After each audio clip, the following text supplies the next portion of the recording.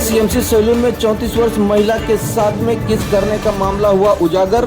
Kharghar police थाने में मामला दर्ज करके आरोपी को किया गिरफ्तार। भारी संख्या में विश्व हिंदू परिषद व बजरंग दल के कार्यकर्ता पुलिस का किया घेराव, उसके बाद हुई मामला दर्ज। देखिए खबरें आज भी के लिए नई मुंबई ब्यूरो रिपोर्ट।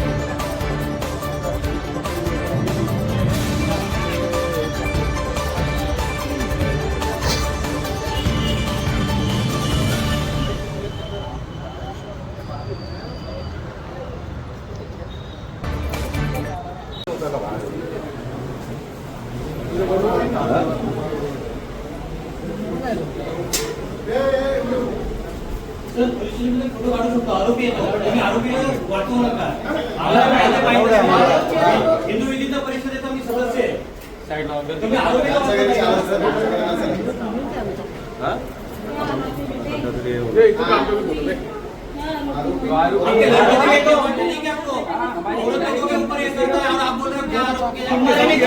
तुम्हारे घर पे चलते हैं वो माँ बहन को किस करते हैं वो चलते हैं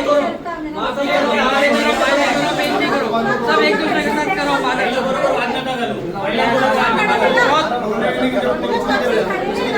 जो है काम कर रहे हैं आपके पास चलो ऊपर आओ तुम्हारा बच्चों अभी बाहर चलो अभी आप लोग लीगल जो करा क्रिएट कर दिया पुलिस देखेगी कारवाई करत आहे। कायदा आणि सनदशीर मार्गानेच आपण करत आहोत, आम्ही कायदा हातात घेणार नाही।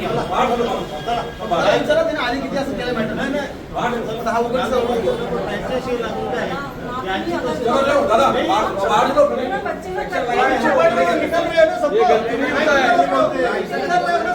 चला भाई बच्चे के दिमाग खराब करते हैं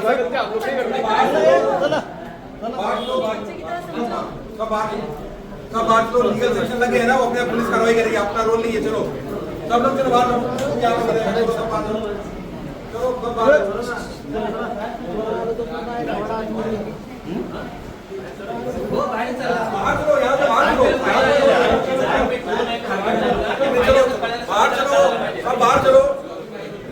अपना काम पुलिस ने कर दिया, बाहर चलो यार। काय सांगाल आपण या घटनेसाठी आपण इथे पोलीस स्टेशनला आला आहात? जय श्रीराम। आता आजचं प्रकार म्हणजे एकदम निंदनीय आहे। समस्त माझ्या हिंदू भगिनींना माता भगिनींना पहिलं माझं निवेदन असणार, नम्रतेची विनंती असणार आहे की जिथे ते लांड्यांचे सलून किंवा यांचे धंदे भाजीपाल्याचे धंदे आहेत तिथे पहिला बघा तुम्ही।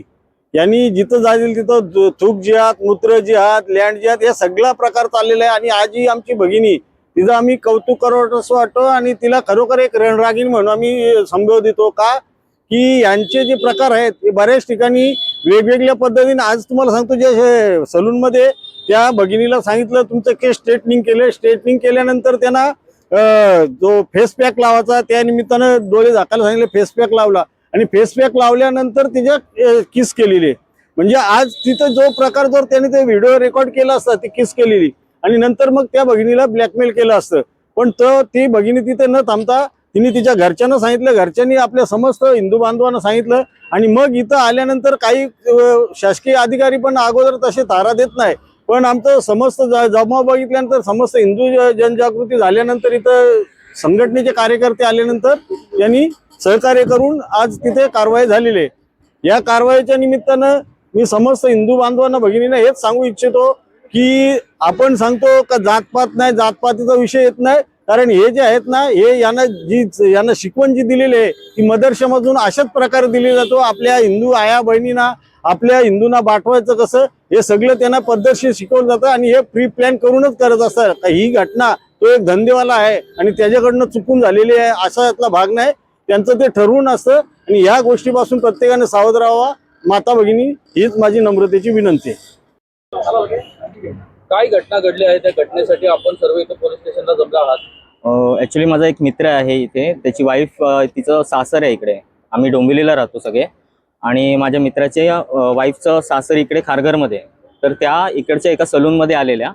त्या सलूनमध्ये त्यांचा मेकअप चालू असताना त्याचं एक समीर खान म्हणून, तो त्याचं नाव समीर सांगतो तो, पण त्याचं नाव समीर नाही आहे, त्याचं नाव काहीतरी सलीम की असं काहीतरी आहे. तर त्याचं CNC आणि दुसरं काय नाव आहे त्यांच्या सलूनचं, अजून एक त्याचं 2 सलून आहेत इथे, लीट म्हणून अजून एक सलून, असे 2 सलून त्याचे इथे आहेत. त्याच्यामधल्या CNC सलूनमध्ये हा सगळा प्रकार घडला की त्याची वाईफ, जेव्हा माझ्या मित्राची वाईफ तिथे जेव्हा मेकअप चालू होता त्यावेळेला त्याने तिला किस केलं आणि ती गोष्ट तिने त्याला तिकडनं ही घटना घडल्यानंतर त्या निघून गेल्या तिकडनं आणि त्यांनी त्यांच्या मिस्टरांना घरी जाऊन फोन केला की असं असं माझ्यासोबत झालंय.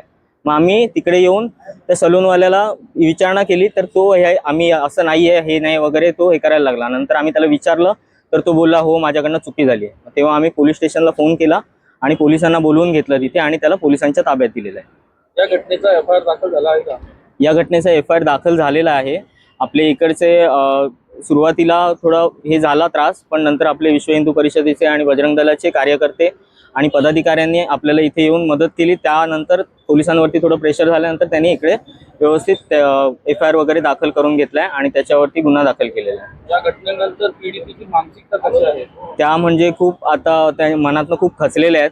त्या ॲक्च्युली स्वतःचा चेहरा पण आरशामध्ये बघायला घाबरत आहेत आणि खूप त्या स्ट्रेसमध्ये आहेत. म्हणजे आपण FIRच्या माध्यमातून काय मागणी केली आहे? आम्ही FIRच्या माध्यमातून त्याच्यावरती आरोपावरती जी कुठली कारवाई आहे त्याच्यावरती जे कुठले कलम आहेत ते त्याच्यावरती लागले पाहिजेत आणि त्याला योग्य ती शिक्षा घडली पाहिजे आणि याच्यानंतर हे पुढे असे कुठले प्रकार घडू नयेत म्हणून पोलिसांनी पण त्यांना त्यासाठी सहकार्य करायला पाहिजे नागरिकांनी.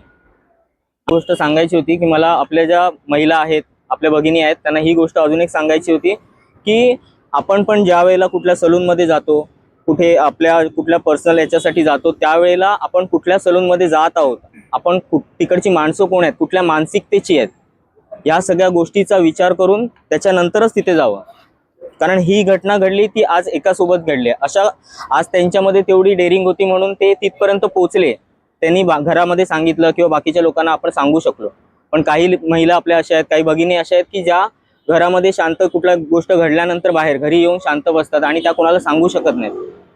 आणि हा अन्याय करणारी लोक, ही जी मानसिकता आहे ह्यांची, तो मुस्लिम होता आणि त्यांची जी मानसिकता आहे ही अशी त्याच्यामुळे बळावते. यांना त्याच वेळेला तिथे ठेचलं तर ही लोक तिथे शांत बसतील.